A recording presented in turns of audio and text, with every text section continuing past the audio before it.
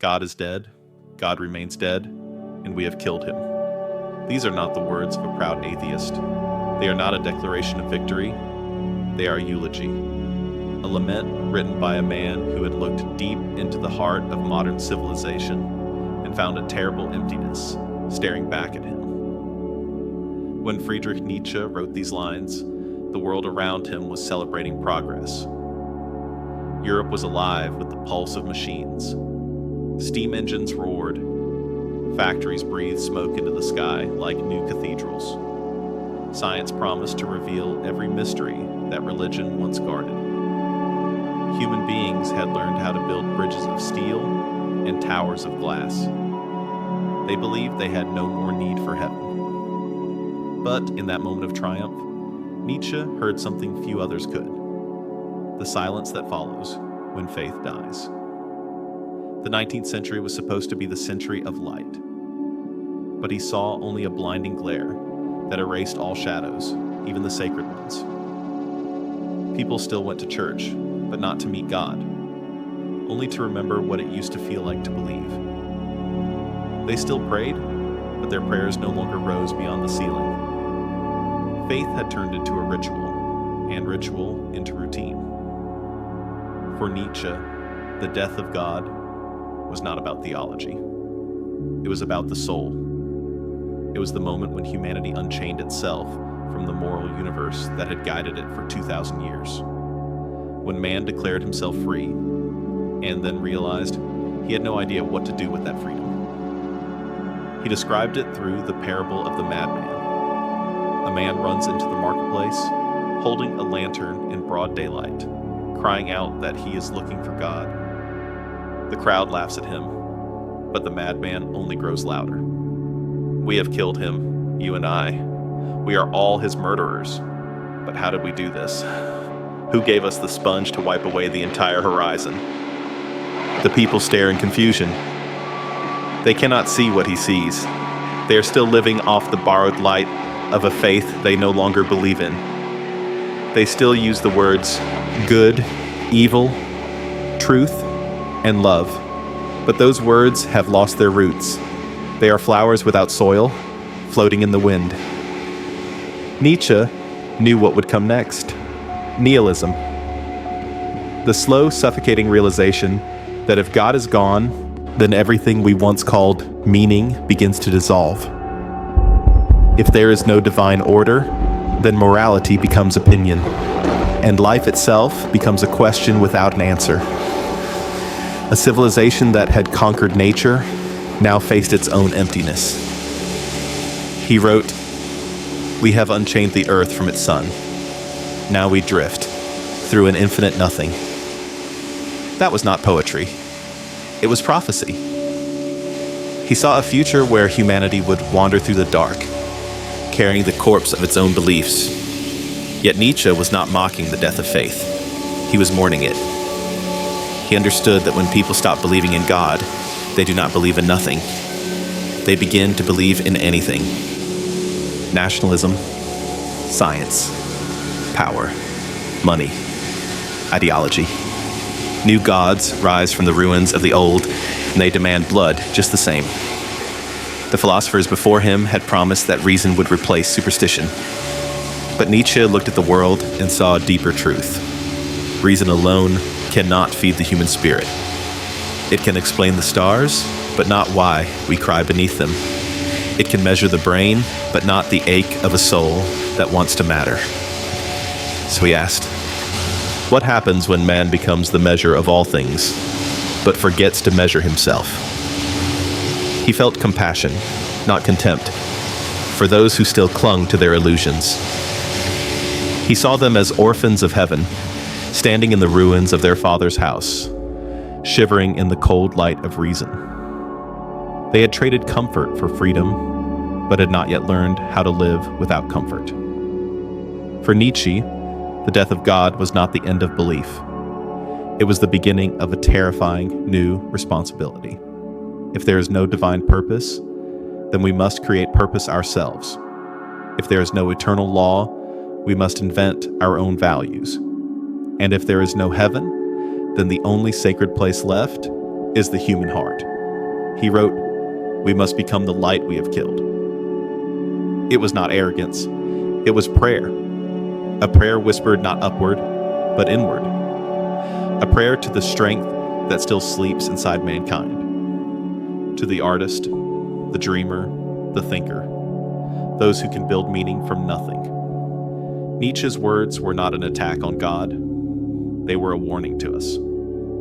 Because when the sacred disappears, the marketplace rushes in to fill the void. When truth becomes subjective, power becomes divine. And when no one believes in heaven, men begin to build hells on earth. He saw it coming. He saw the wars that would be fought in the name of progress. He saw ideologies that would promise salvation through blood and flags. He saw what happens when people lose faith in meaning itself. And yet, he did not despair. He believed that humanity could rise again, not through faith in a deity, but through the courage to create. To write new scriptures not of obedience, but of art, strength, and love.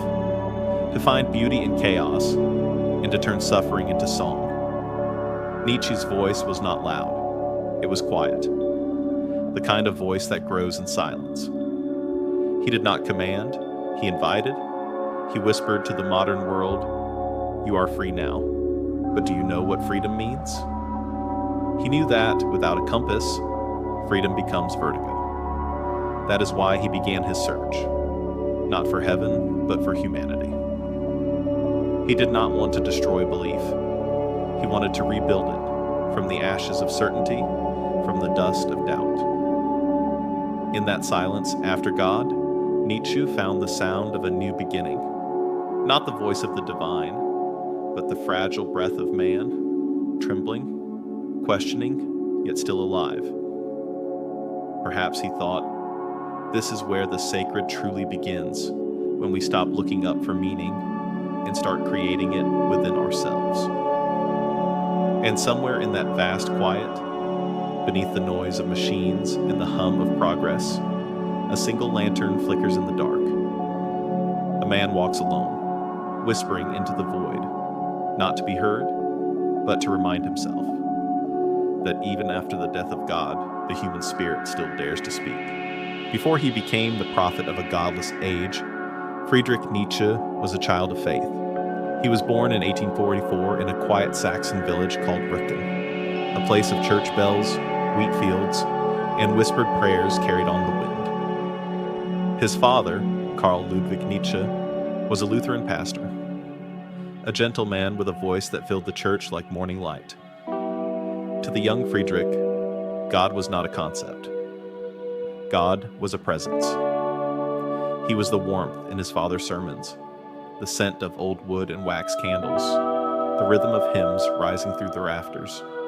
Every Sunday, the boy watched his father stand beneath the cross, speaking of mercy and salvation. The child believed every word. He believed so deeply that his playmates called him the little pastor. Even his teachers said he would one day wear his father's black robe. But he was also a fragile child, sensitive, solitary, and often ill. He spent hours wandering the fields alone, listening to the wind move through the grass as if it were God breathing. He kept a journal of tiny sermons written for imaginary congregations.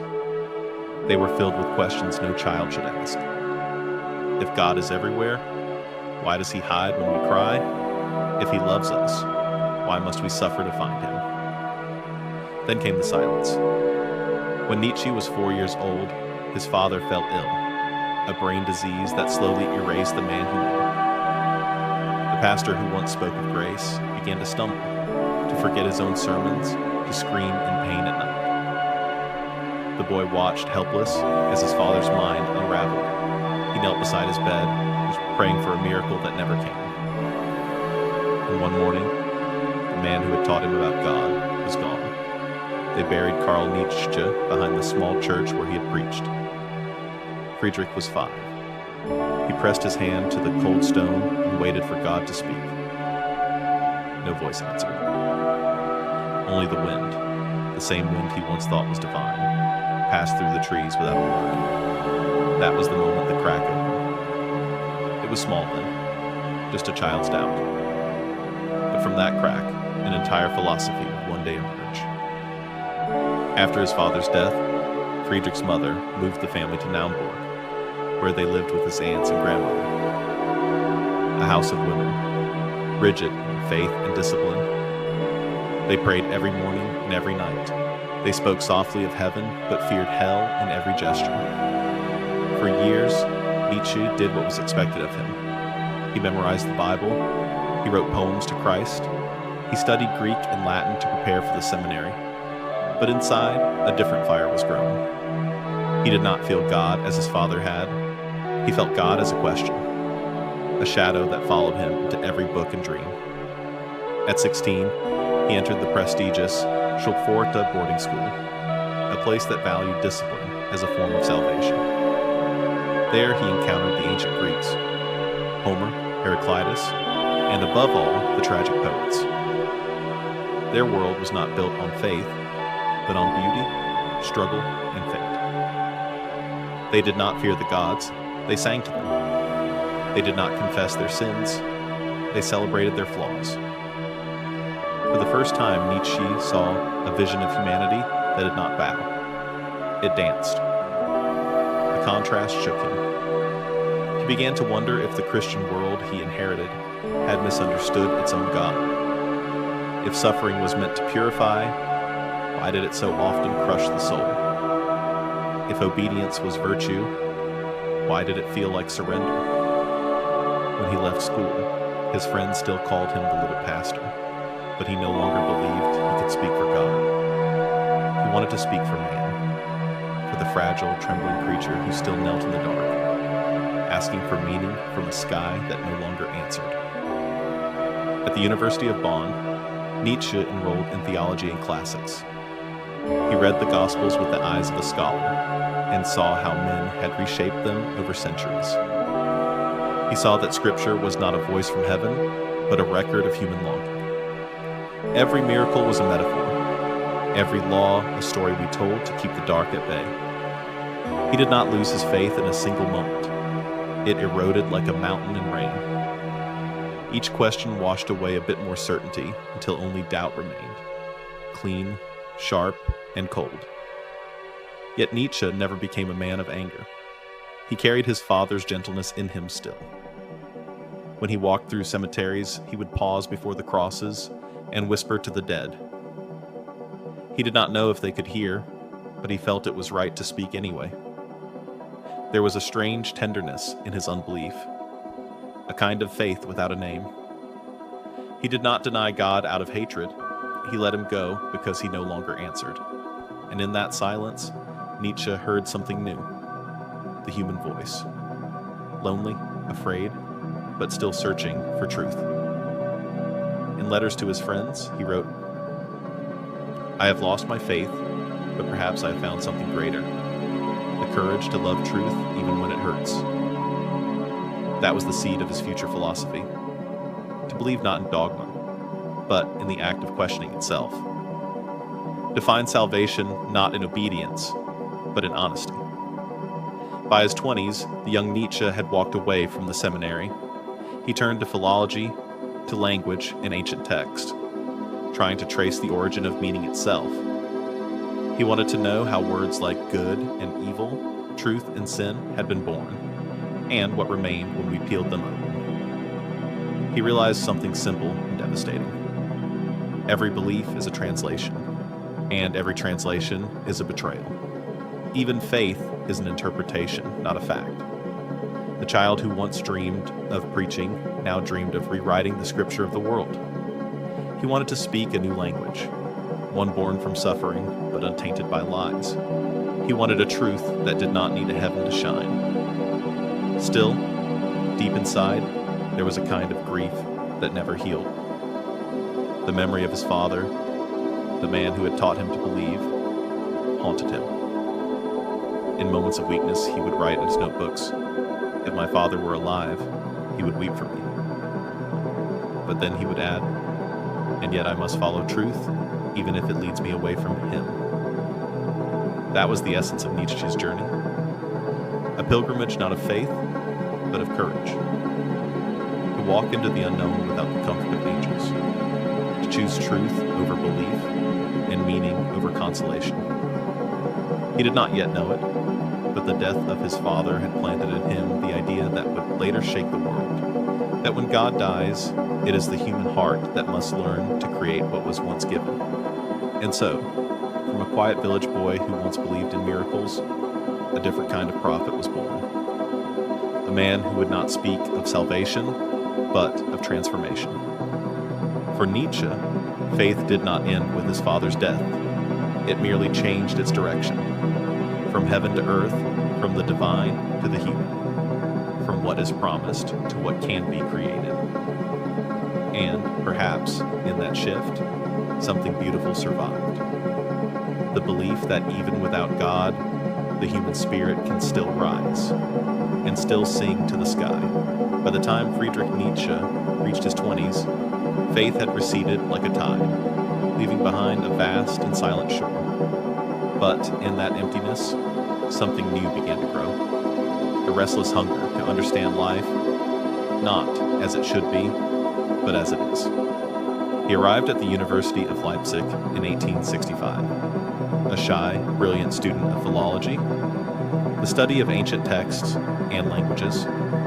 It was there, buried among manuscripts and forgotten words, that he would encounter the thinker who would first shape him, and then drive him to rebellion, Arthur Schopenhauer.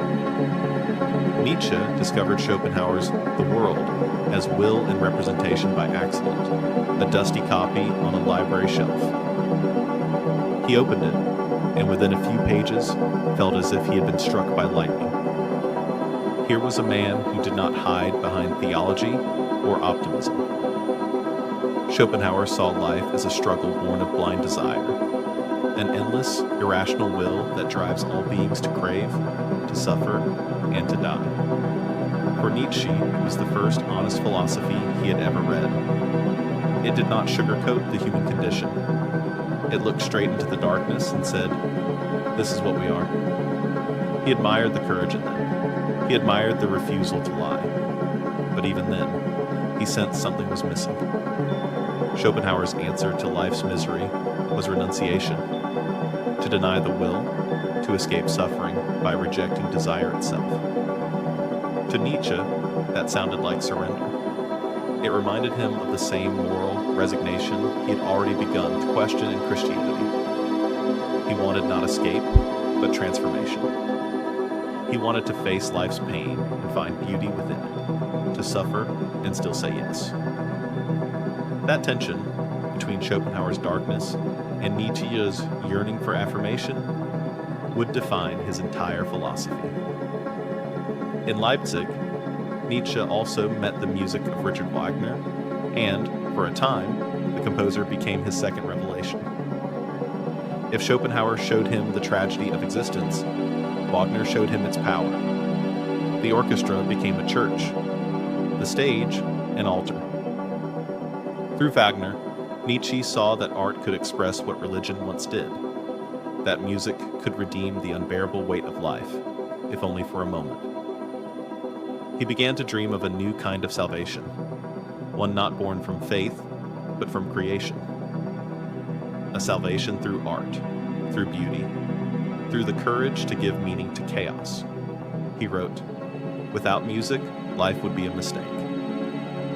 And he meant it. Because in music, he felt a glimpse of what he would later call the will to power, that mysterious inner force through which life not only endures, but desires to become more than it is. Nietzsche was still young, but already the world around him was shifting. Europe was awakening from the old order. Kingdoms falling, science rising, ideologies clashing. The Industrial Revolution had turned the sacred into machinery. The Enlightenment had promised reason, but delivered boredom. People had stopped believing in sin, but not in greed. They no longer feared hell, but they feared meaninglessness. To Nietzsche, it all felt like a grand masquerade. Behind the costumes of morality and progress, he saw the same hunger Schopenhauer had described, the same endless will disguised in new forms. He began to suspect that all human virtues were masks for deeper instincts: pride, lust, cruelty, power. And yet, he did not see this as condemnation. He saw it as honesty. If we are driven by will, he thought, then perhaps the only sin is pretending otherwise. This realization marked the birth of his rebel mind, a mind that refused comfort, refused conformity, refused to accept any truth that came ready-made. At just 24, Nietzsche was appointed professor at the University of Basel, the youngest in the school's history. But his rebellion had already begun to show. He questioned the methods of academia, calling them a graveyard of living thoughts. He despised philosophers who wrote like bureaucrats of the spirit, collecting concepts instead of confronting life. He believed philosophy should not be about proving what is true, but about living what is true.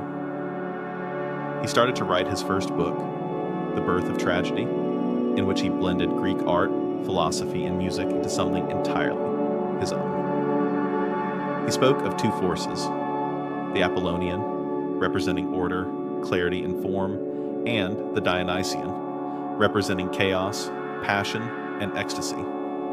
The Greeks, he argued, understood that both were necessary.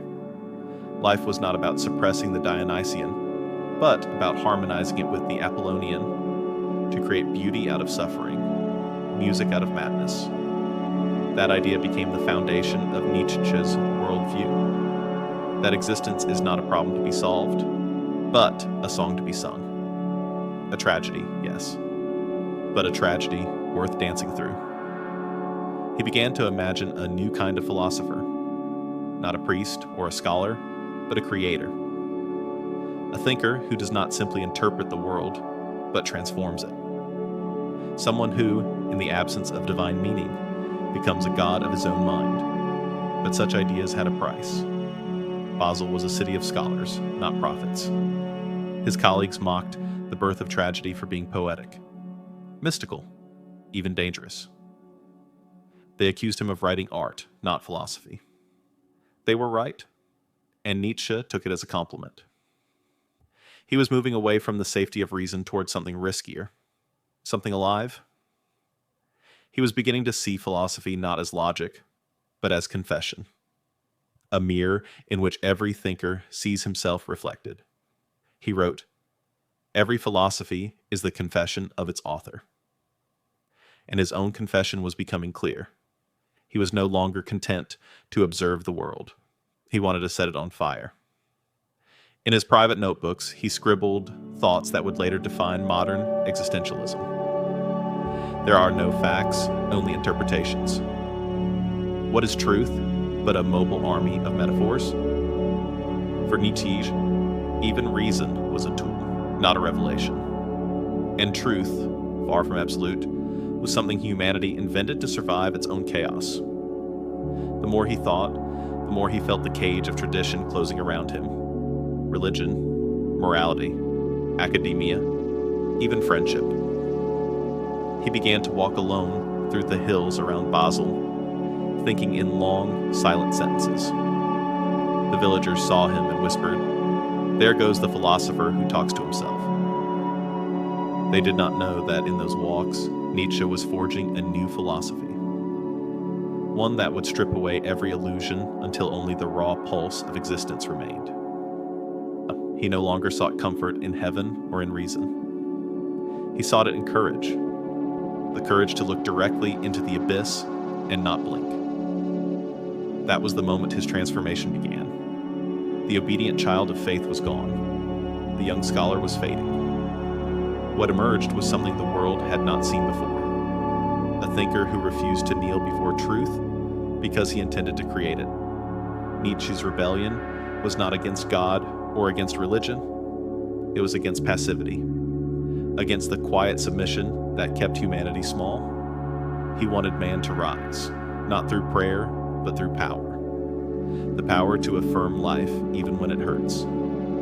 He once wrote, one must still have chaos in oneself to give birth to a dancing star. That line would become the anthem of his thought, the heartbeat of his philosophy. And in that chaos, between suffering and strength, between despair and creation, a new voice began to form, a voice that would soon echo across centuries, a voice that whispered, not in anger, but in awakening. The greatest act of faith is to believe in life itself. By the late 1860s, Friedrich Nietzsche had become something rare in the modern world, a man who believed neither in heaven nor in progress.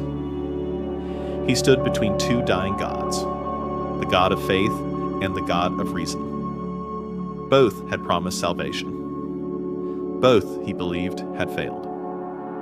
Europe around him was changing faster than the human heart could follow. Cities swelled with smoke and money. Machines replaced prayer as the new rhythm of life. In factories and universities, people no longer spoke of the soul. They spoke of systems, functions, and statistics. Science had become a new kind of religion, and its priests wore lab coats. They promised certainty, order, control. But Nietzsche looked closer and saw only a new mask on the same old fear, the fear of chaos, the terror of not knowing why we exist. He called his time the twilight of idols, not just the idols of the church, but of science, morality, and culture. Everywhere he looked, he saw faith dressed as knowledge. Politicians preached progress while building empires of blood. Scientists claimed to chase truth but bowed to power and money. Even artists, he thought, had begun to imitate instead of create. The world was full of noise but empty of song. Nietzsche felt alone in that noise. He had once believed that art could redeem life, that through music and tragedy, mankind could find meaning again. But even that hope began to fade. Richard Wagner, the man he once called his spiritual brother, had turned from the purity of art to the theater of nationalism. Wagner's operas, once hymns to human depth, became spectacles for the German state. The artist had become a politician, and Nietzsche, who despised every kind of herd, felt betrayed. He withdrew into silence. His health was failing, headaches, nausea, failing eyesight. But the deeper sickness was spiritual. He was losing his illusions one by one. The more he searched for meaning in the world, the more he saw that everyone was pretending. Believers pretending to believe, scientists pretending to know, artists pretending to feel. Civilization, he thought, was a masquerade of frightened souls hiding behind polite lies. It was then he began to write the book that would mark his break from the century. Human, all too human. In it, Nietzsche stripped the mask from morality itself. He wrote that every virtue, every ideal, every truth ever proclaimed was born not from heaven, but from human weakness, from desire, from the will to survive. He did not mean this as cynicism, but as liberation. If values were made by men, then men could remake them. If meaning was invented, it could be reinvented. But this idea was too dangerous for his time. To question morality was to question the glue that held society together. His friends distanced themselves. Wagner denounced him. The church dismissed him as mad, the academics as decadent, and the nationalists as unpatriotic. Nietzsche laughed softly at all of them. He had begun to realize that to think freely was to live in exile. His lectures at Basel grew stranger, half philosophy, half confession. Students whispered that their professor had lost his faith in truth. They were not wrong. He began to suspect that truth itself was only the most stubborn of our illusions. What we call knowledge, he wrote, is merely a human invention that we have forgotten is an invention. To him, the universe was not a machine of laws, but a storm of perspectives. And man, in his arrogance, had mistaken his own reflection for reality. The more he questioned, the more he drifted away from everything familiar. He abandoned the routines of university life. He stopped attending faculty dinners, stopped responding to letters. He lived alone, reading, writing, walking for hours through the woods. The few who saw him described a thin figure in a worn coat, pacing the hills as if chasing invisible music. But there was a strange serenity in that solitude. Nietzsche once wrote, "He who cannot be alone does not love freedom." For him, loneliness was no longer a curse, it was a form of purification. Away from the crowd, away from applause, he began to hear his own mind more clearly. And what he heard was both terrifying and beautiful. He realized that man's greatest tragedy is not that we suffer, but that we suffer without understanding why. Religion had once given us a reason: sin, punishment, redemption. Science gave us another: cause, effect, evolution. But neither answered the question that haunted Nietzsche most: what does suffering mean? He began to see suffering not as something to escape, but as the engine of creation. Pain, he thought, is the raw material from which strength is forged. Only through struggle does the human spirit reveal what it is capable of becoming. The saints had preached humility. Nietzsche would preach transformation. The moralists had said, "Turn the other cheek." He whispered instead, "Turn your wounds into wisdom." This was the dawn of his new vision, the beginning of a philosophy that no longer sought comfort, but confrontation. He wanted to strip life of every illusion until only the truth of experience remained, even if that truth was unbearable, especially if it was unbearable. His writings grew bolder, sharper, more lyrical. He no longer wrote like a professor, but like a poet of reason, a man who thought with his whole being. He began to weave aphorisms instead of arguments, sentences that sounded like lightning, short, brilliant, and impossible to ignore. One must still have chaos in oneself to give birth to a dancing star. What does not kill me makes me stronger. He who fights monsters should see to it that he himself does not become one. These were not slogans, they were warnings, written by a man who knew that rebellion against illusion can easily become its own illusion. He wanted humanity to rise above despair, not sink into it. By the mid-1870s, Nietzsche's body was failing, but his mind was incandescent. He resigned from his professorship, gave up his pension, and chose the wandering life of a thinker without a home. He lived in cheap boarding houses, traveling from one mountain town to another, chasing clean air and solitude. He carried only a few clothes, a notebook, and a pair of spectacles that no longer corrected his fading sight. He was alone, penniless, misunderstood, and freer than ever. For the first time, he no longer believed in any authority outside himself. Not God, not country, not culture, not reason. He had killed them all within his own heart. Not out of hatred, but out of honesty. He was searching for something pure, something unbreakable, a way to say yes to life, even when life says no. The world would call this madness. Nietzsche called it awakening. He once wrote, "I am not a man, I am dynamite," and he meant it. Not destruction for its own sake, but the explosion that clears the ground for something new. He wanted to detonate every false certainty, so that, in the ruins, the human spirit could finally build its own meaning. This was the age of disillusion, the time when the last illusions died and the truth stood naked before him. It was cold. It was lonely. But in that coldness, Nietzsche began to sense something radiant, a light not from heaven, but from within. It was the light of freedom, terrible, blinding, and real. And from that light, a question arose that would define the rest of his life. If God is dead, and the old truths are broken, can humanity still find a way to live? Not in despair, but in affirmation? That question would lead him deeper into the abyss, and toward the most radical idea of all, that the meaning of life is not given to us, it is created by us. Morning breaks over the city, gray, restless, full of noise. The streets pulse with commerce, with the rhythm of coins and footsteps. Vendors shout, deals are made, trains whistle in the distance. It is a world that believes it has no more mysteries left. And then, from somewhere among the crowd, a man appears. He is not old, not young. His clothes are torn, his eyes bright like fever. In his hand, he carries a lantern, burning even though the sun is already high. People stare. Some laugh.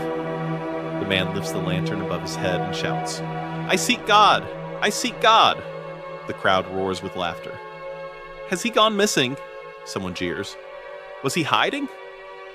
The madman does not smile. He looks at them, at their smug, reasonable faces, and his voice breaks through the noise like a blade. "Where is God? I will tell you. We have killed him, you and I. We are all his murderers." The laughter dies. Even the air seems to hesitate.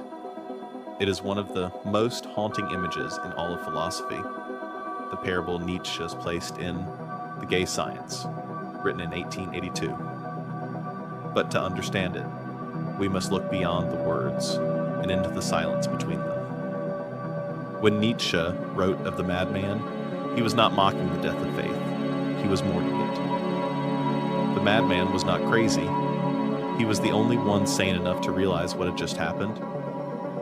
He was the first to see that the modern world, for all its progress and pride, had severed itself from the source of meaning and had not yet found a new one. "We have killed him," the madman says. "But how did we do this? How could we drink up the sea? Who gave us the sponge to wipe away the entire horizon?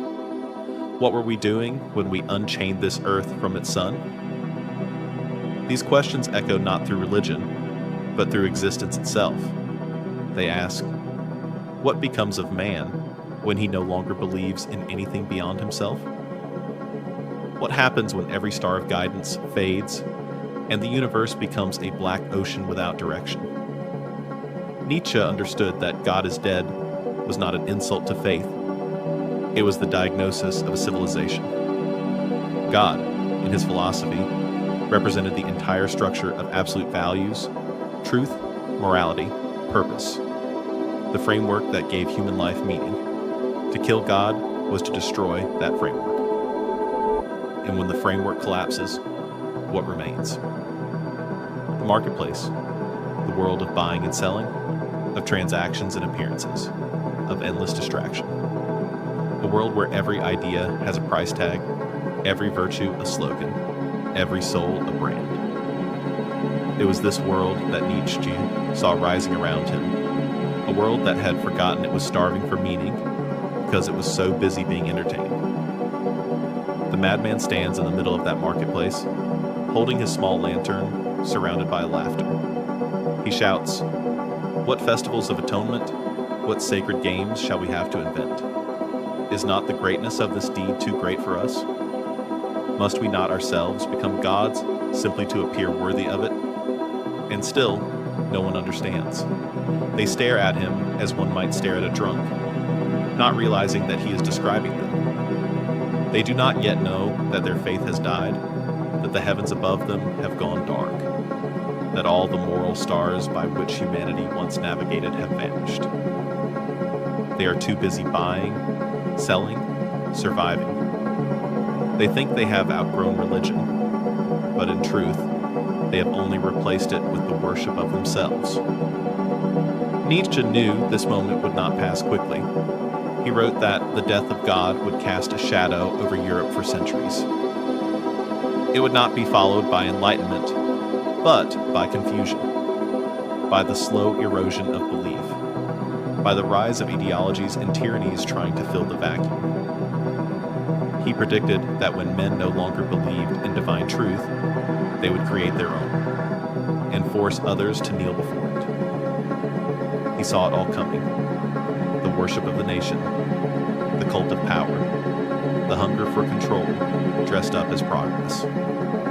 He saw that once the sacred was gone, politics would become our new religion, and leaders would become our new gods. But the madman did not despair. Even in his anguish, there is a strange kind of hope. The hope that man, stripped of illusion, might one day grow strong enough to bear the weight of his own freedom. If we have killed God, he says, then we must become creators ourselves. We must give birth to new values, not to replace the old ones, but to live honestly in their absence. That is the true challenge Nietzsche sets before humanity: to live without crutches, without certainty, without the comfort of eternal answers, to become the kind of being who can say yes to life even in its darkest hour. He called this Amor Fati, the love of fate, to affirm not only joy but suffering, not only beauty but decay. To look at the world as it is, fragile, fleeting, imperfect, and still whisper, "It is enough." The madman's lantern flickers. The crowd disperses. He looks around the empty square and realizes that he has come too soon. "Not yet," he says softly. This tremendous event is still on its way. It has not yet reached the ears of men. He knows that people will go on living as if nothing has happened. They will still marry, build, pray, and dream. But the ground beneath them has already shifted. The old certainties are gone. The future will demand a new kind of strength. A strength born not of faith, but of creation. And that is where Nietzsche's philosophy begins, with the courage to face the void without filling it with lies, to walk through the marketplace, surrounded by noise, and still carry a small trembling light in your hand. The madman vanishes, but the echo of his voice remains.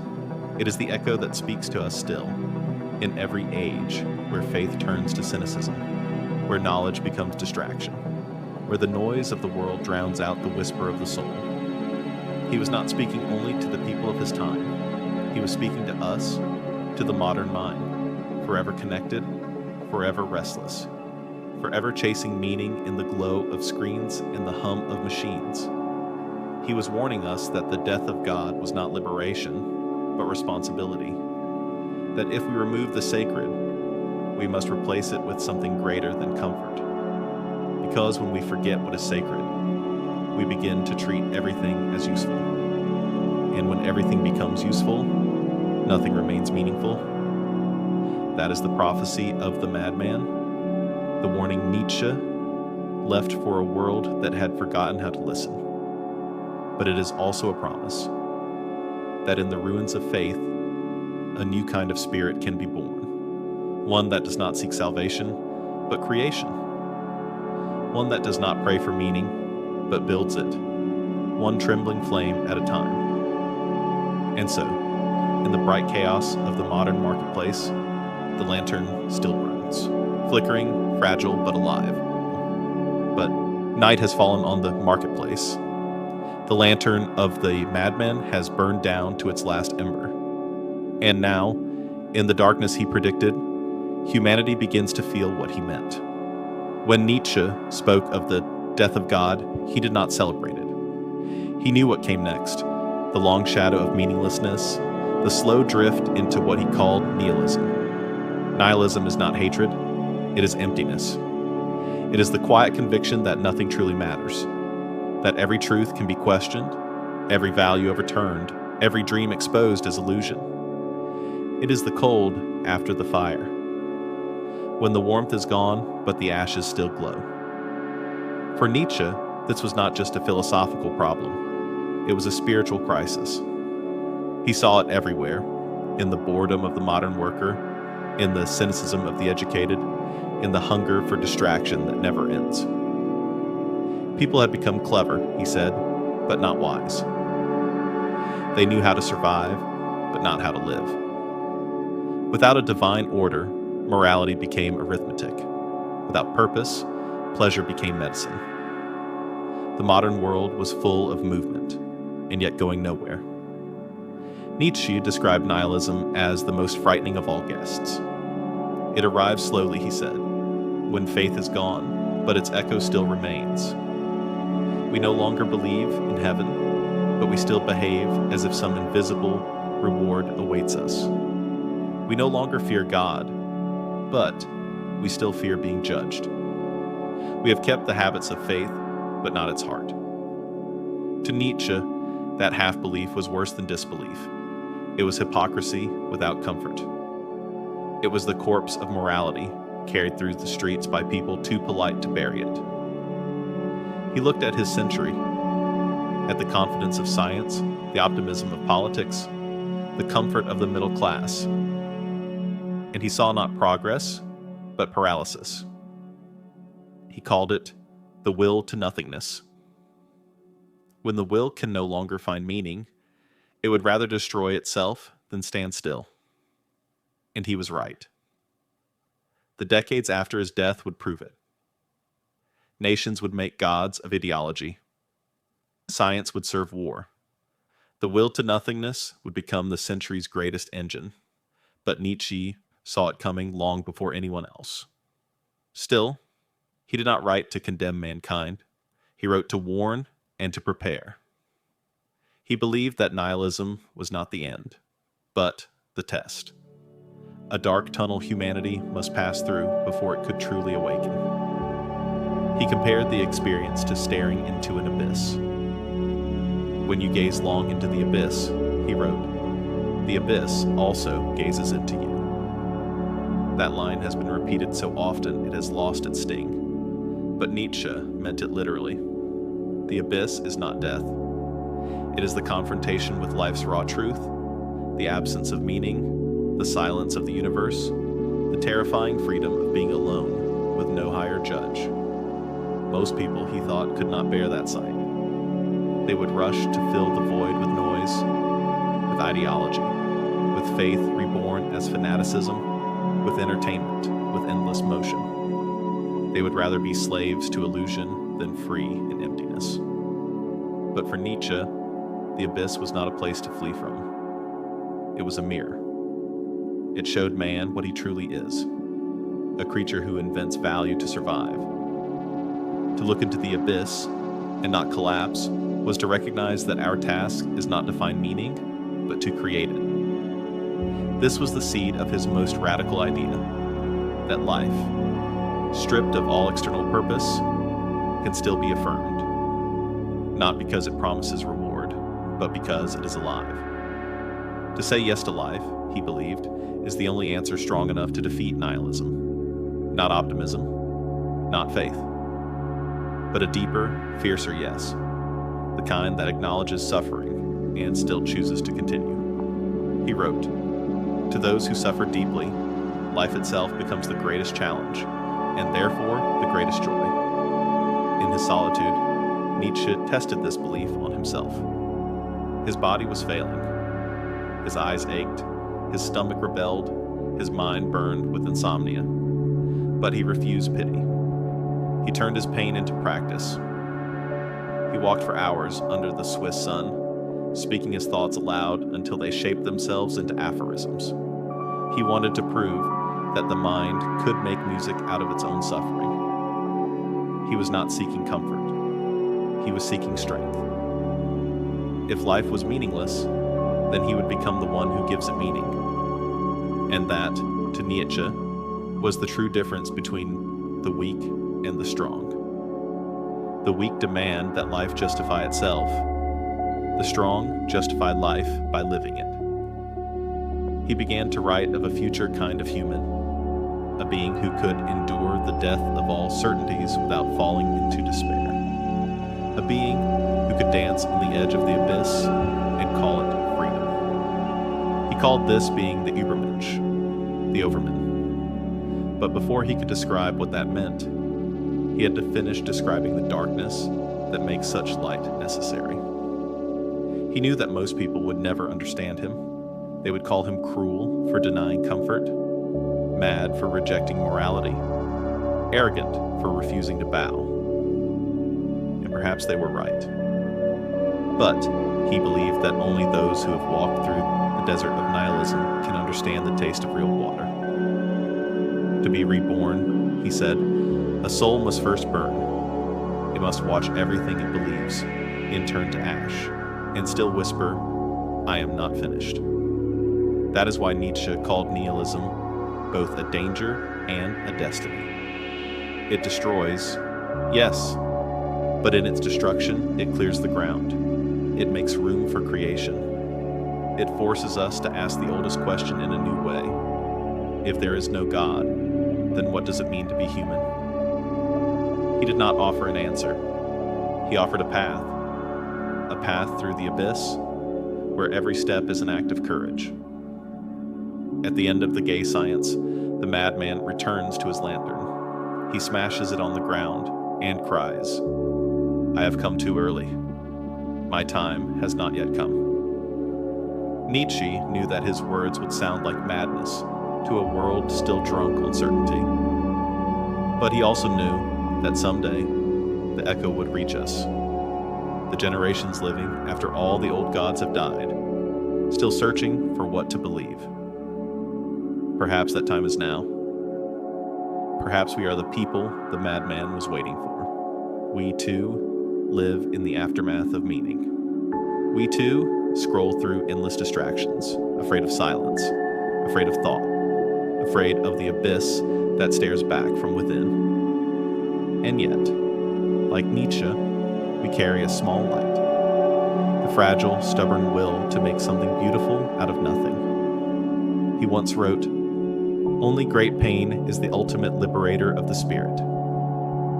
Pain frees us from illusion, and in that freedom lies the first possibility of joy. So he did not curse the abyss, he thanked it. Because in that depth of nothingness, he discovered the space where creation begins. Out of the abyss, a new voice begins to speak. It is not the voice of a prophet, nor the whisper of a priest. It is the voice of a man who has walked through darkness and returned carrying light made from his own fire.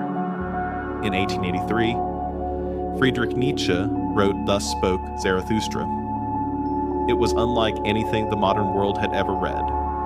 Not a treatise, not a sermon. It was a hymn, half poem, half revelation. The story of a solitary wanderer who descends from the mountains to speak to mankind. His name was Zarathustra, a figure borrowed from the ancient Persian sage who, thousands of years before Christ, had preached a war between good and evil. But Nietzsche's Zarathustra came to announce something far more radical, that war was over, and that both good and evil were illusions. For Nietzsche, Zarathustra was not a character, he was a mirror. Through him, Nietzsche gave voice to the new kind of human being he had only glimpsed in dreams, the being who could face a godless world and still say yes. The book opens with Zarathustra, emerging from 10 years of solitude in the mountains. He looks down upon the world of men and sees them chained to their comforts, chained to their morals, chained to their small hopes. He says to himself, "I am weary of my wisdom, like a bee that has gathered too much honey. I need hands that reach out." So he descends to the marketplace, the same symbolic place where the madman once cried, "God is dead." And there he speaks his first great message. Man is something that shall be overcome. What is the ape to man? A laughingstock, a painful embarrassment. And just the same shall man be to the overman. A laughingstock, a painful embarrassment. To the crowd, it sounds like madness. But to Nietzsche, this was the beginning of a new gospel. A gospel not of salvation, but of transformation. The overman, or Übermensch, is not a conqueror or a tyrant, but a symbol, a vision of what humanity might become if it dared to create its own values. The overman is the artist of existence. He takes what life gives, the joy, the pain, the chaos, and shapes it into something beautiful. He does not ask why, he asks how. How to dance with the storm, how to turn suffering into strength, how to live without asking permission from heaven. To live as the overman, Nietzsche wrote, is to be a creator, not of things, but of meaning. The overman does not wait for purpose, he invents it. He does not pray for salvation, he becomes his own redeemer. But Nietzsche knew this ideal would not be achieved easily. He divided humanity into 3 stages, 3 transformations of the spirit, each necessary to reach the overman. First comes the camel, the spirit of burden and obedience. It kneels and says, "Load me with the heaviest weight." It represents the moral man, the man of duty, the one who carries the commandments of others. He bears the cross of "thou shalt." He obeys because he's been told to. Then, from the camel is born the lion, the spirit of rebellion. The lion says, "I will." He destroys, he roars, he refuses. He fights the old gods and breaks the chains of morality. He tears down the idols that mean worship.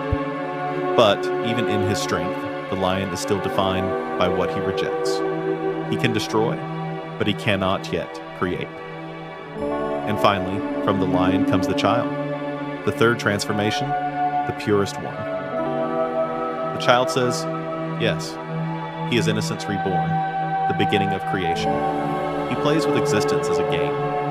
He affirms life not because it is easy, but because it is his. These 3 metamorphoses form the ladder to the overman, from obedience to rebellion, from rebellion to creation. It is the evolution of the human soul toward freedom and responsibility.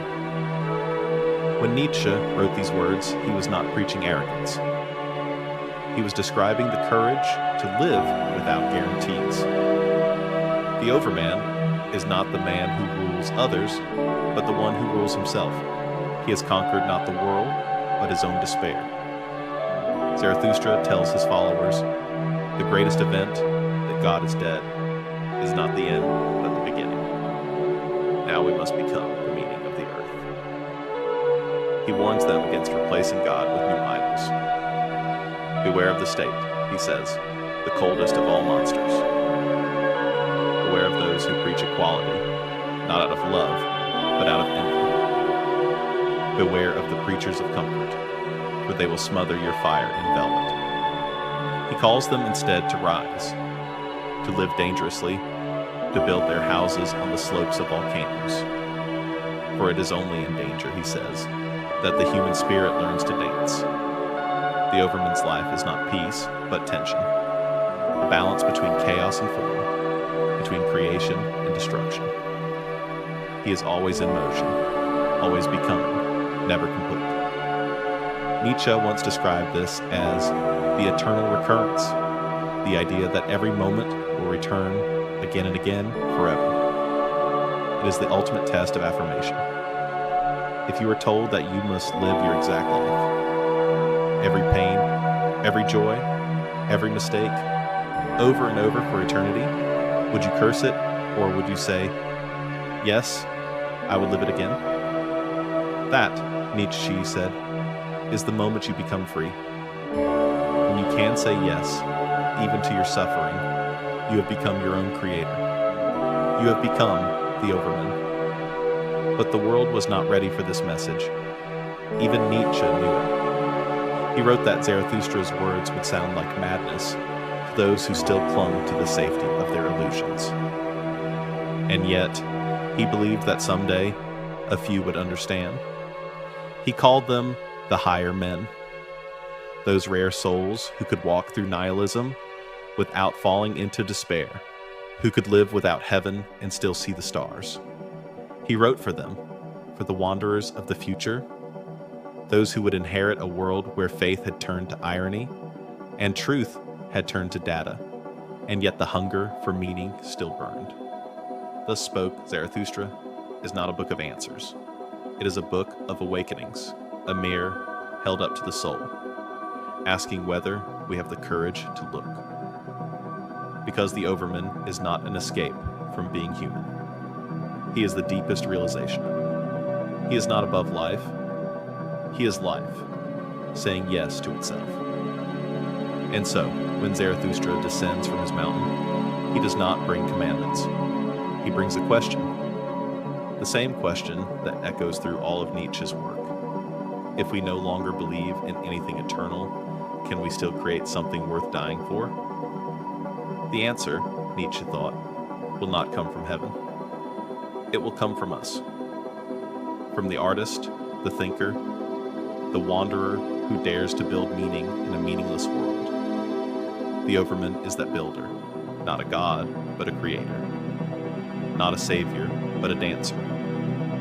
One who has learned to love fate, and to turn even tragedy into song. There is a moment in every thinker's life when an idea arrives that feels less like invention, and more like revelation. For Nietzsche, that moment came in the mountains of Sils Maria, a small village in the Swiss Alps where the silence was so deep, he claimed he could hear his own thoughts echo against eternity.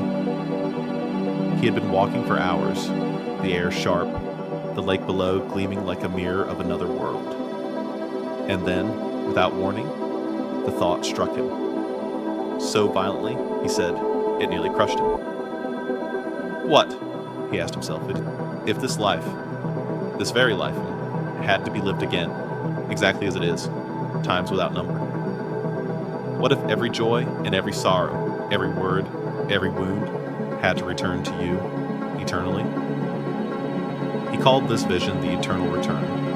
It was not a doctrine, not a scientific theory, but a spiritual experiment. Perhaps the most demanding question ever posed to the human soul. Imagine it, Nietzsche said.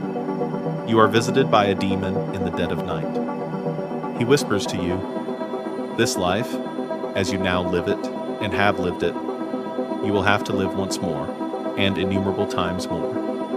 And there will be nothing new in it, but every pain and every pleasure, every thought and sigh, every unspeakably small or great event in your life will have to return to you, all in the same succession and sequence. Would you fall to the ground, cursing him as a devil, or would you answer, you are a god, and never have I heard anything more divine? That reaction, Nietzsche believed, reveals the deepest truth about your relationship with existence. If the thought of living your life again fills you with dread, then perhaps you have not yet learned to live. But if you could embrace it, if you could say yes not only to your triumphs, but to your heartbreaks, your mistakes, your humiliations, and still say, I would live this again, then you have passed the highest test. You have learned to love your fate. You have become free. This was not meant as comfort. It was a challenge, a mirror held to the soul. Nietzsche wanted to strip away every illusion of redemption. No heaven, no second chances, no escape. Only this life, repeated forever. Could you bear it? He called it the heaviest weight, the ultimate burden for a human being to carry. And yet, he believed to carry it joyfully was the only way to become worthy of existence itself. To say yes to the eternal return is to love life completely, not because it is easy, but because it is. It is to look at every moment, even the unbearable ones, and whisper, again. It is the final form of his philosophy, the point where courage and joy become the same thing.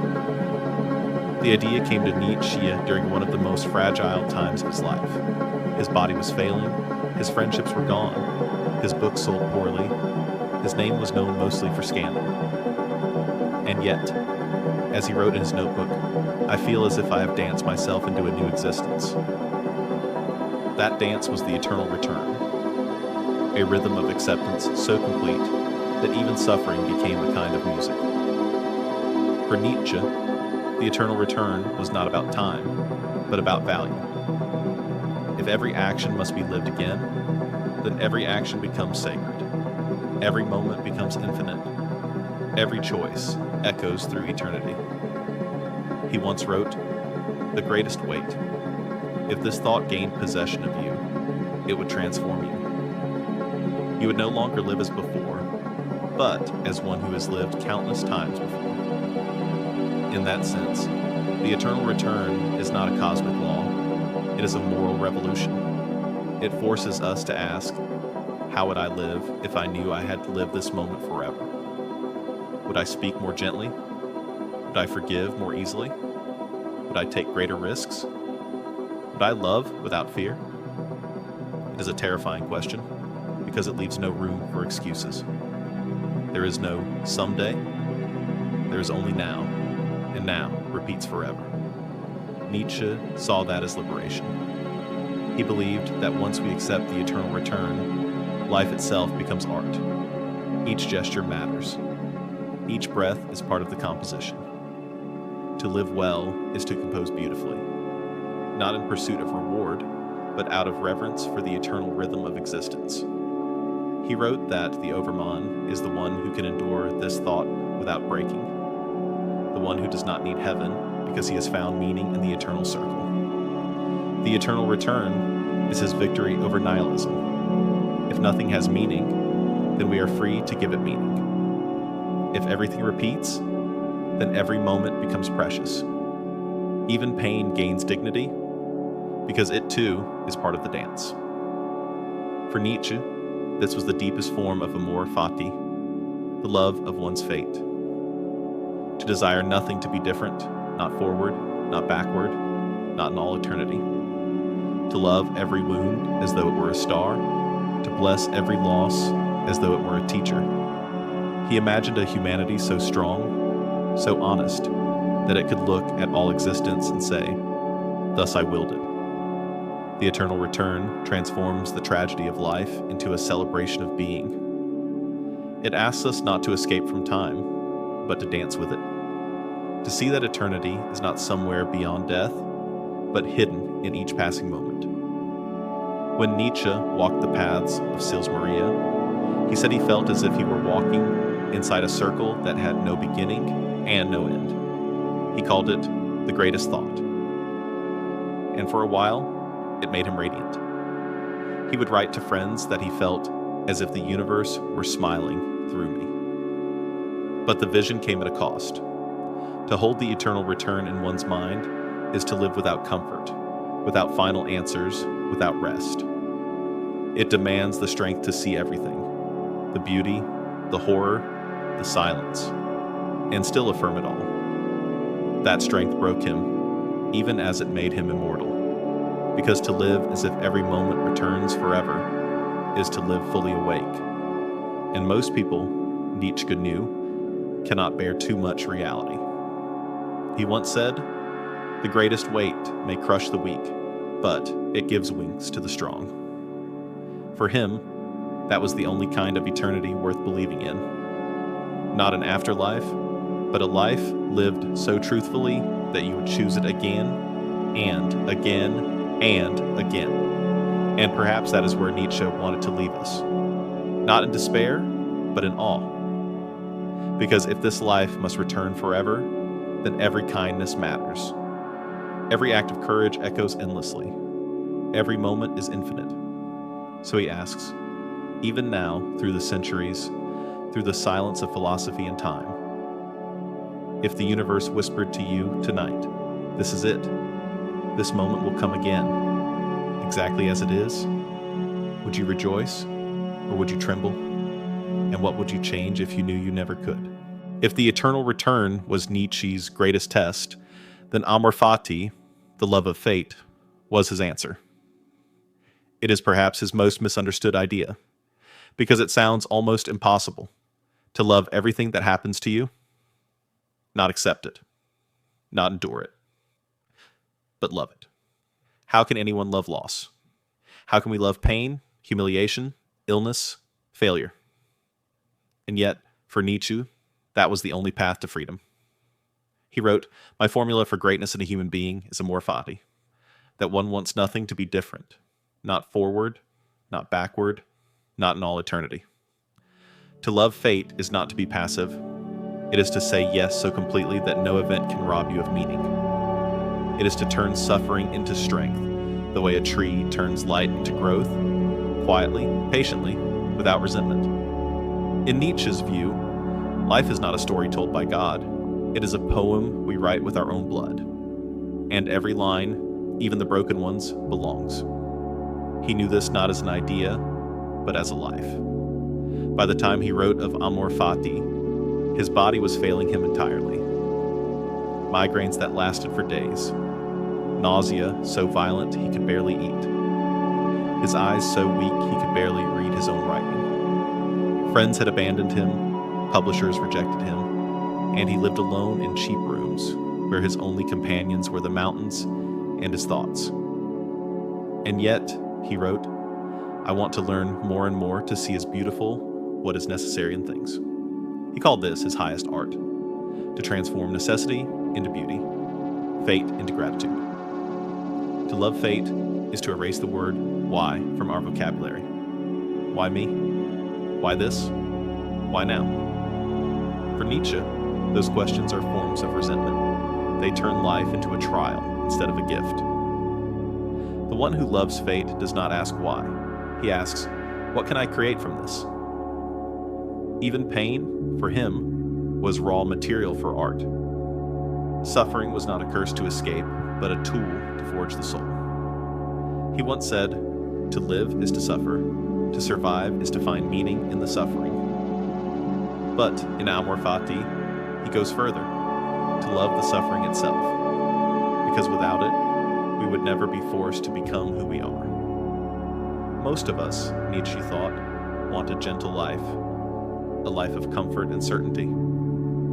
But such a life produces small souls. It is struggle that sculpts the human spirit. It is danger that sharpens the mind. It is defeat that teaches wisdom. He wrote, I know of no better life purpose than to perish in attempting the great and the impossible. Amor Fati is not about seeking suffering, but about seeing it differently, as part of the texture of existence, as necessary as breath. To reject fate is to reject reality itself. To love fate is to stand in the storm and say, this too belongs to me. Nietzsche believed that resentment was the poison of the soul. He called it resentment, a spiritual disease of those who cannot forgive life for being unfair. It turns every pain into blame, every failure into envy. Amor Fati is the cure. It transforms resentment into power, victimhood into authorship. When we love fate, we cease to compare. We cease to wish for a different past or an easier future. We begin to see that even tragedy has its own kind of grace. Nietzsche often used the image of the artist. He believed the highest human was not the saint or the scientist, but the creator, the one who could shape chaos into form. To practice Amor Fati is to be the artist of your own existence. Your pain is your paint. Your time is your canvas. Your choices are your brushstrokes. Every moment you live fully is a color on that canvas. And when you step back at the end, you may see that the dark shades were the ones that gave the painting its depth. Nietzsche believed the overman, the future human, would live this way. He would no longer curse the world for its imperfection, but embrace it as his craft. He would dance with fate, not fight it. That is why Nietzsche admired ancient Greek tragedy. The Greeks did not hide from pain. They looked it in the eye and sang. They knew that beauty without suffering was shallow, and that courage without fear was empty. Amor Fati is that Greek spirit reborn in a modern soul. It is the refusal to look away from reality, even when it hurts. It is the decision to treat every moment, every loss, every betrayal as material for creation. It is not easy. Nietzsche himself barely lived long enough to see it fulfilled.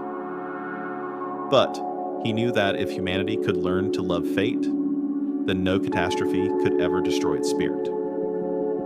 He imagined a person standing at the edge of the abyss, looking into the chaos of existence and smiling. A person who could say, "Whatever happens, I choose it." That smile, that quiet acceptance, was to him the highest form of human greatness. In his final years, before madness claimed him, he wrote that he had become the yes-sayer, the one who affirms life without condition. He wanted to teach us to say yes to existence not as we wish it were, but as it is. Wild, cruel, beautiful, and brief. He dreamed of a future where Amor Fati would replace faith, where instead of seeking heaven, we would build meaning from the dust of earth, where instead of waiting for salvation, we would become our own redeemers through love of the inevitable. To love fate is not to love only what is pleasant. It is to love the whole, the sun and the storm, the birth and the death, the song and the silence. It is to see that the universe does not owe us meaning. It offers us possibility. And in our embrace of that possibility, we become its poets. So Nietzsche asks you, even now, across the century, in the soft language of his madness and his genius, can you say yes to your life? All of it. Not just the joy, but the grief. Not just the light, but the shadow. Can you love the fate that has made you who you are? Because to love fate is not resignation. It is creation. It is the moment you become the author of your own existence. And if you can say yes, not once, but always, then no God, no loss, no death can ever defeat you. Because you will have done what even the divine could not. You will have learned to love everything. By the late 1880s, Nietzsche knew the end was coming, not just for his body, but for the world he had spent his life dissecting. He called his final awakening the twilight of the idols, not the fall of gods in heaven, but the collapse of false gods on earth. It was his reckoning with everything he had once believed, and everything humanity still worshipped in secret. He wrote it in a fever, in just 10 days, as if he were racing time itself. His health was crumbling, his mind flickering between brilliance and exhaustion, but his words burned with clarity. The title was no accident. In German, Götterdämmerung, Twilight of the Idol, echoes Wagner's Twilight of the Gods, the final opera in the Ring cycle. Once, Nietzsche had idolized Wagner as a genius of the spirit. Now, he saw him as a symptom of the disease he despised most, the longing for comfort disguised as greatness. For Nietzsche, idols meant illusions, the ideas we worship long after they've lost their truth. Morality, religion, reason, progress, even culture itself. All, he said, had become hollow statues standing on crumbling foundations. He declared, there are more idols than realities in the world, and one by one he smashed them with his pen. He attacked Christian morality, calling it the morality of the weak, a system built not from love, but from fear, envy, and resentment. It taught people to despise strength, to glorify humility, not as virtue, but as survival. He wrote, Christianity was the revenge of the weak against the strong. He attacked philosophy itself, saying that for 2,000 years it had been nothing but the shadow of religion, a rationalized version of faith. Even Socrates, whom history had canonized as reason's first hero, Nietzsche saw as a turning point in decline. Socrates, he wrote, was a mistake. Reason is merely the weapon of the sick. He attacked modernity, the belief that science and democracy would save mankind. To Nietzsche, they were not progress. They were anesthesia. They dulled the pain of existence, but they also dulled its intensity.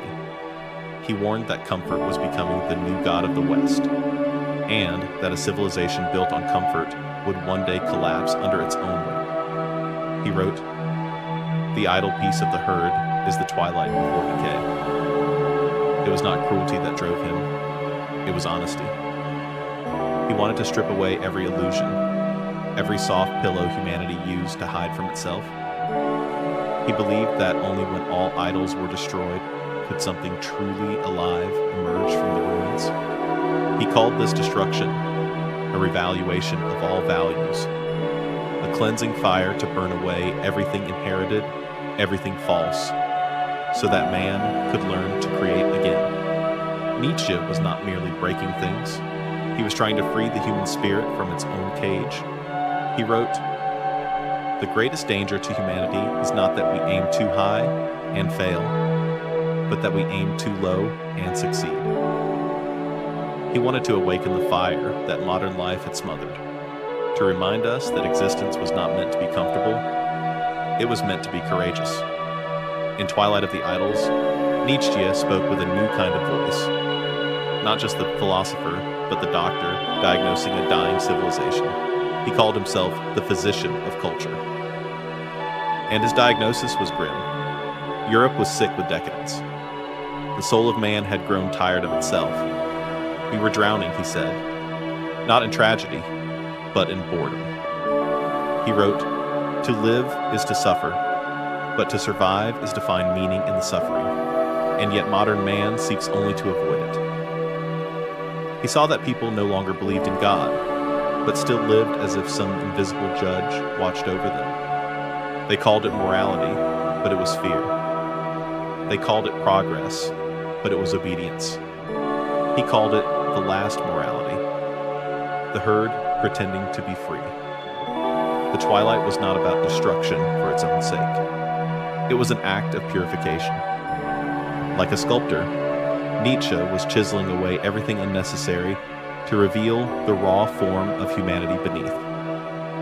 He believed the future would belong to those who could live without idols, without the comfort of certainty. He once wrote, "Those who dance are thought mad by those who cannot hear the music." For him, that was the fate of every free spirit, to dance while the crowd stood still. But beneath his defiance, there was a growing tenderness. Nietzsche was not a man who hated humanity. He pitied it. He saw how fragile we are, how easily we trade freedom for safety, truth for peace, and passion for approval. He wanted us to be dangerous again, not violent, but alive, to take risks, to think with courage, to love without the promise of reward. He called this the innocence of becoming, a life that flows, that grows, that refuses to harden into dogma. And so, the Twilight of the Idols became his farewell, not a curse, but a torch. He was handing it to the future, to anyone brave enough to walk through darkness without guidance. The book ends with a question that sounds less like philosophy and more like prophecy. Who still wants to be a thinker in an age of entertainment? Who still dares to stand alone? It was 1888.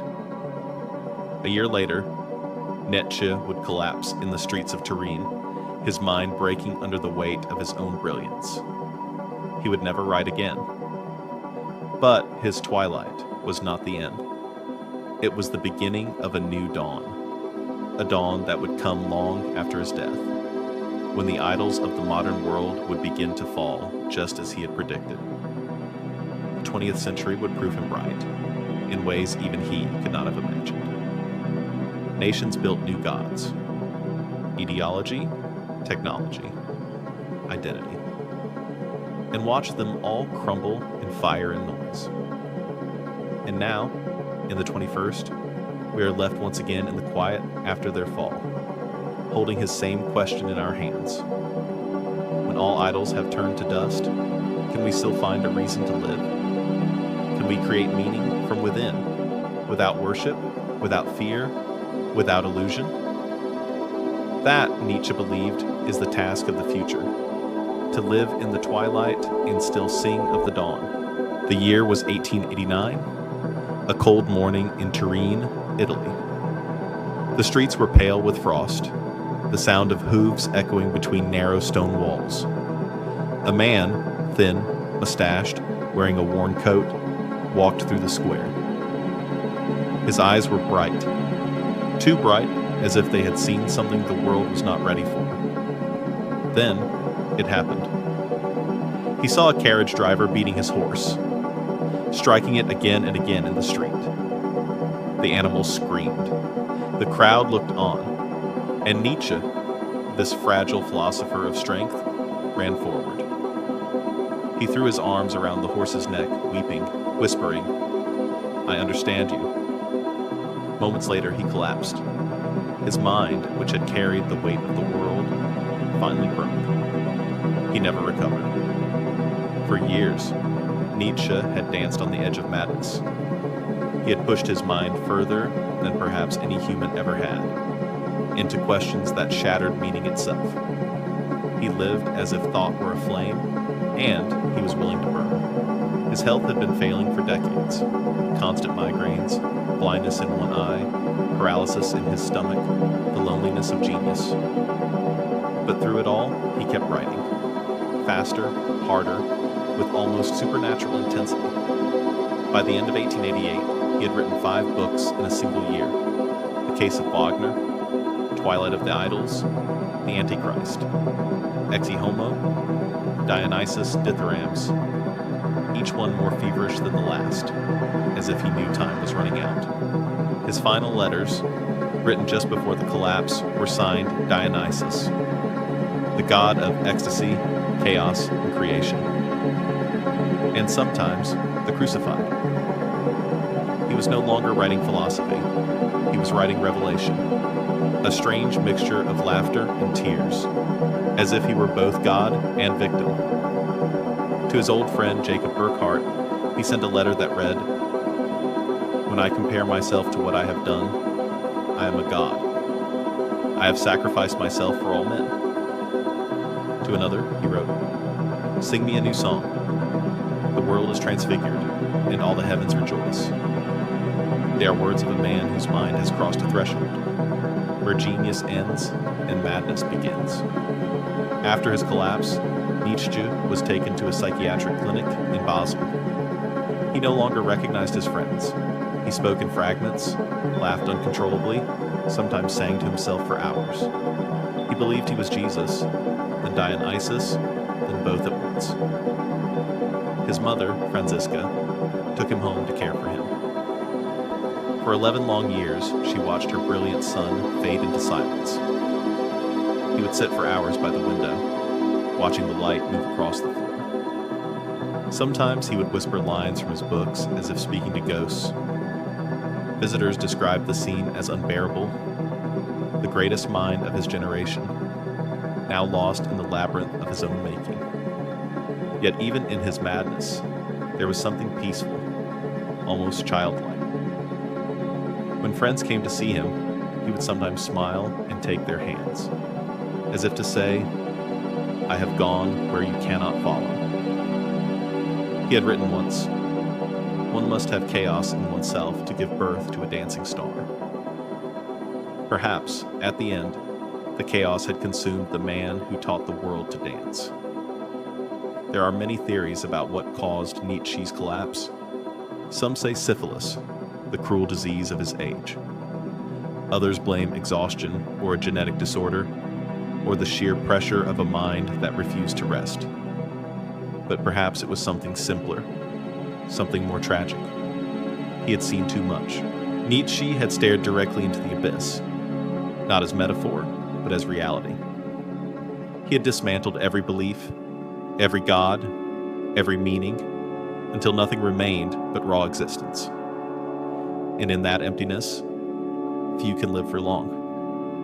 He had written, "When you gaze long into the abyss also gazes into you." In the end, the abyss answered. But even as his mind unraveled, his words began to spread. At first, slowly, passed between artists, poets, revolutionaries. Then, decades later, they exploded into the consciousness of the modern world. His sister, Elizabeth, became his caretaker after their mother's death. She turned his notes into books, often distorting his ideas to suit her own political dreams. She built a cult around his name, a Nietzsche stripped of his complexity, simplified into slogans about will and power. That false Nietzsche, the idol of the strong, was used by tyrants, by ideologues, by those who never understood that his philosophy was not about domination, but about creation. He had warned them all, Beware when you fight monsters, lest you become one. And yet, the monsters took his words for their own. But the true Nietzsche, the one who wrote with tenderness about suffering, who spoke of joy as defiance, who believed that art and laughter were the only salvation, that Nietzsche endured, not as a destroyer, but as a teacher of courage. He had once said, "I am not a man, I am dynamite." He was right, but the explosion he caused was not one of violence. It was an explosion of consciousness. He blew open the doors of thought, forcing us to face what we had hidden from ourselves. He wanted us to be strong, not in the sense of conquest, but in the sense of creation. To build meaning in a world without guarantees. To love life not because it is perfect, but because it is ours. In 1900, in a small, quiet room in Weimar, Nietzsche took his final breath. He was 55 years old. Outside, the world continued. The same world he had tried to awaken. When they buried him in the churchyard of Rücken, they placed a single wreath on his coffin.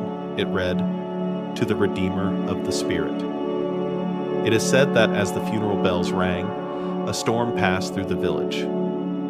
Thunder rolled across the horizon, and the wind tore through the fields like a scream. Then silence. It was as if the world had paused, not to mourn, but to listen. Because in a way, Nietzsche never truly died. His body fell, but his voice, the quiet, fierce voice that whispered yes to life, still echoes.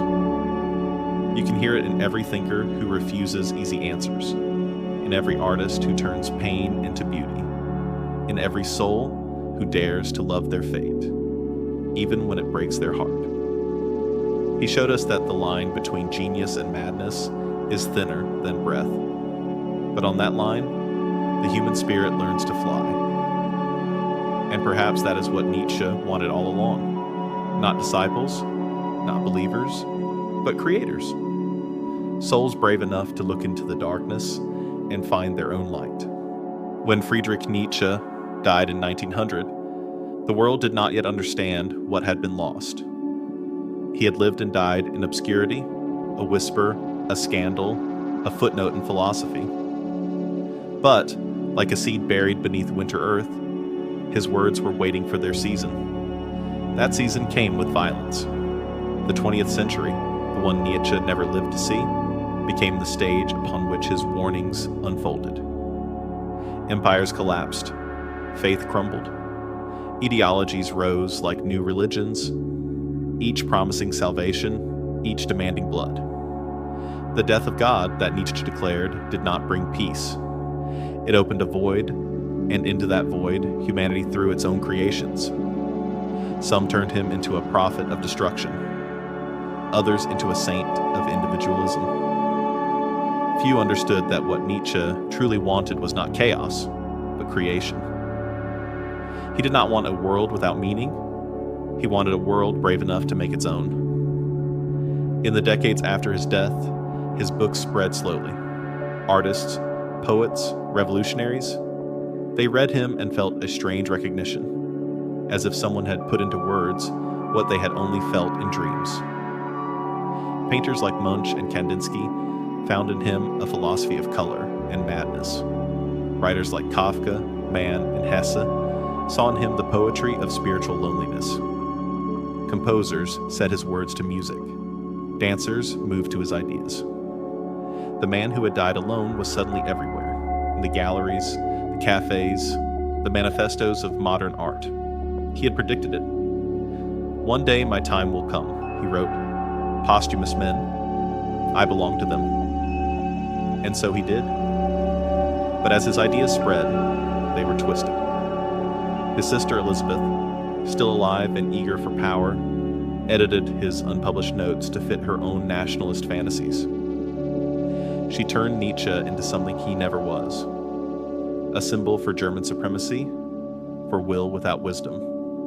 She invited dictators to visit his archives, and they did. Photographs exist of those men bending over his desk, pretending to inherit his spirit. But Nietzsche had warned against them long before they were born. He had written, "The state is the coldest of all monsters. It bites with stolen teeth and calls its bite the law." The man who spoke of the overmen did not mean the tyrant who conquers others. He meant the creator who conquers himself. History confused the two.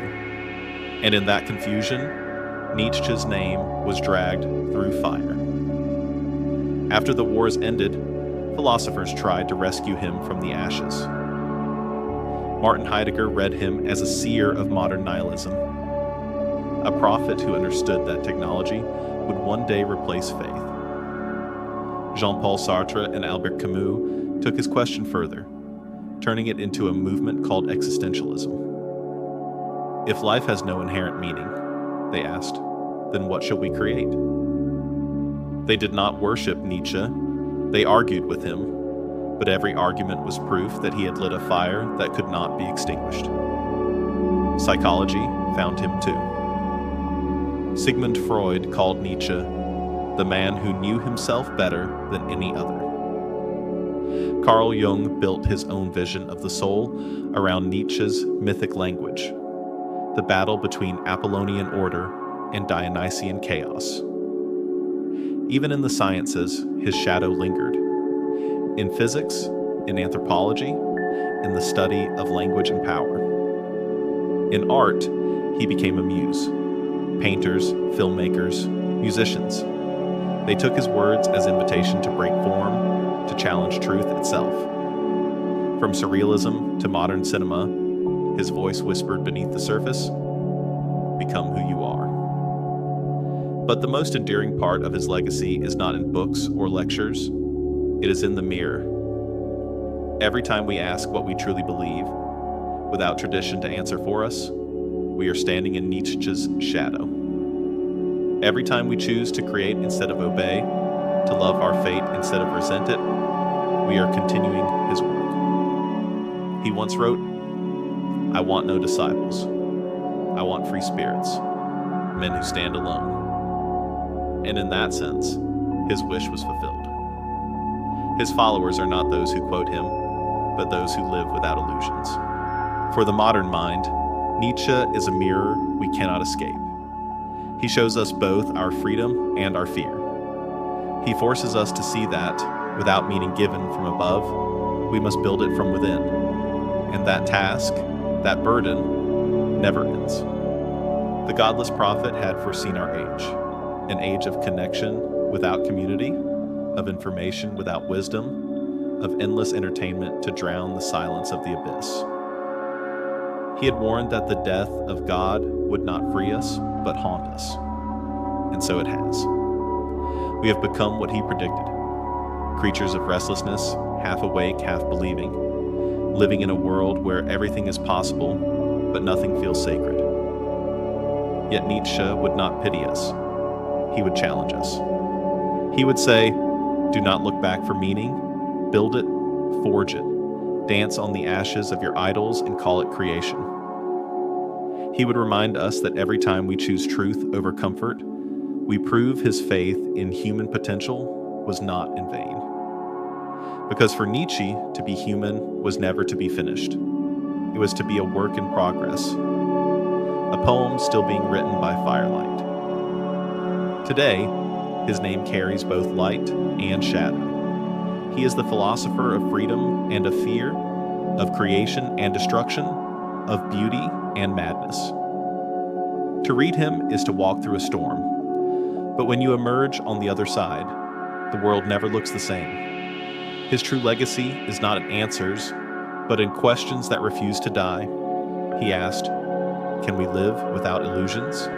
Can we love life without guarantee? Can we say yes to existence even when it breaks us?" Each generation must answer those questions for itself. Each soul must face its own abyss and decide whether to despair or to create. And so, Nietzsche still walks with us, not as a ghost, but as a presence that whispers through our choices, our art, our loneliness. He does not offer comfort. He offers a challenge, to love fate, to become who we are, to live as if we would choose this life again and again for eternity. That is his gift and his burden to us, the torch he passed across the centuries. It still burns in the hands of every artist, thinker, and wanderer who refuses to bow. In the end, Nietzsche was not the destroyer of meaning. He was its midwife. He did not kill God to mock faith.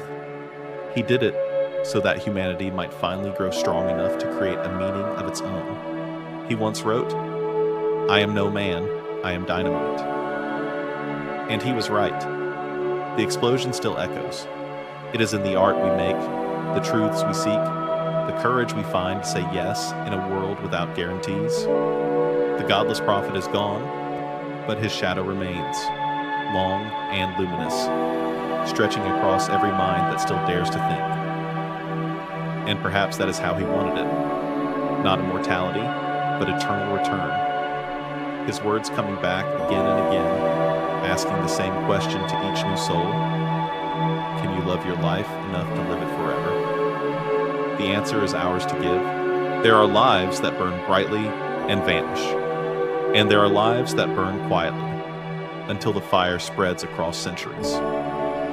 Friedrich Nietzsche lived only 55 years, but in that brief, trembling span, he cracked open the foundation of human thought. He walked where few dared to follow, into the silence after God, into the void where meaning dissolves, and from that void, he brought back something new. He brought back the courage to say yes.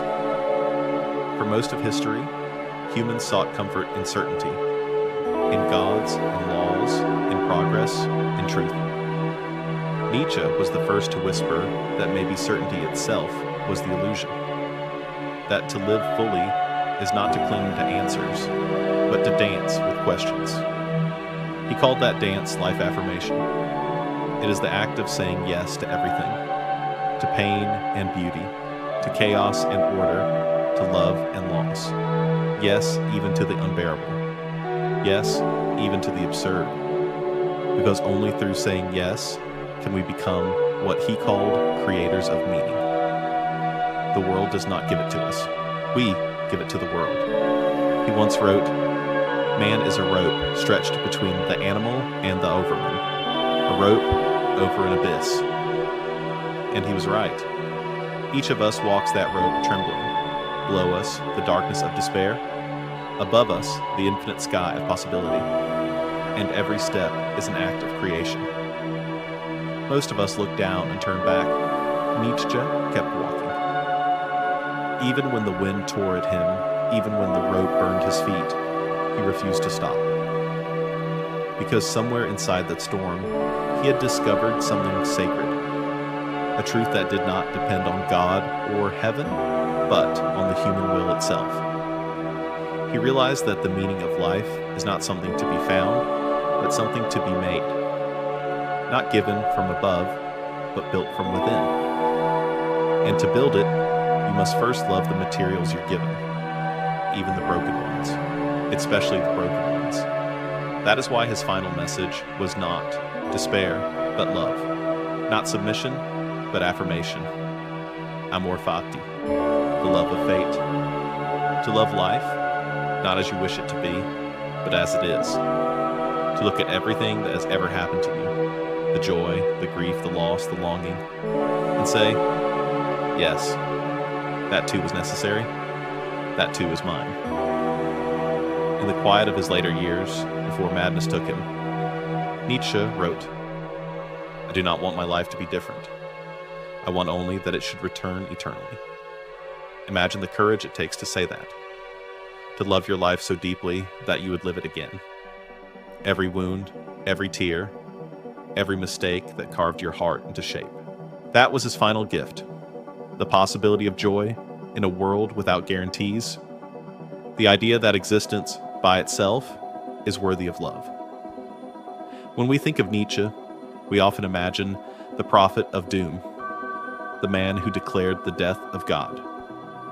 But in truth, he was never the preacher of death. He was the preacher of rebirth. He wanted to free humanity not from meaning, but from borrowed meaning. the kind handed down through obedience and fear.